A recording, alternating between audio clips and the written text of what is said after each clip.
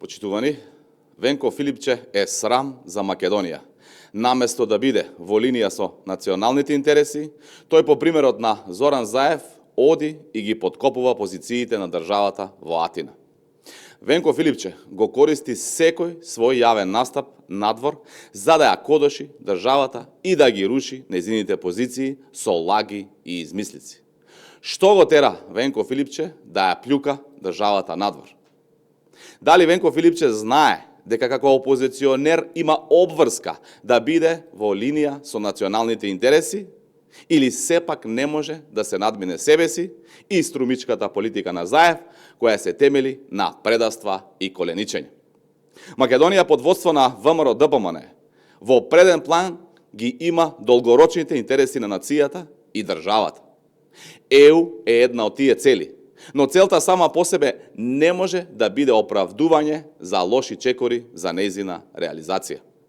ЕУ е местото каде природно припаѓаме и таму мора да влеземе под јасни критериуми, а не со билатерални условувања кои немаат врска со демократија, европски вредности и начела. Филипче мора да разбере дека покрај ЕУ целта на државата и нацијата е да го зачува достоинството. Затоа, кога следен пат ќе му текне да кодоши, нека се сети дека не му прави штета на ВМРО ДПМН, што всушност посакува, туку на идните генерации кои очекуваат одговорна политика од оваа генерација политичари, од кои и тој е дел. Ви благодарам. Доколку имате прашања, повелете.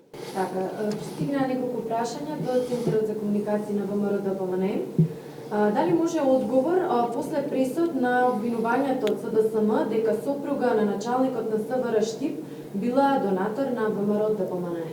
Благодарам за прашањето. Тоа што началникот на СВР Штип е опфатен во акцијата на Кочани, само значи и е потврда дека институциите имаат јасна насока да се спроведе неселективна правда и дека МВР не штити никого.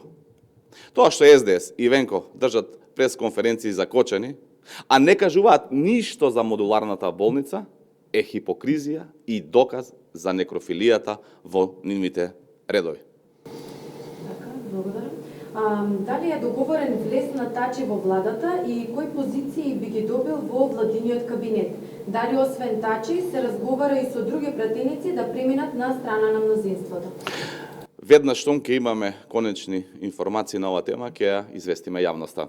И уште едно прашање, ваш коментар на обвинувањата на СДСМ по дефектот во рек Битола. За ова прашање, одговор ќе побарате во Министерството за енергетика.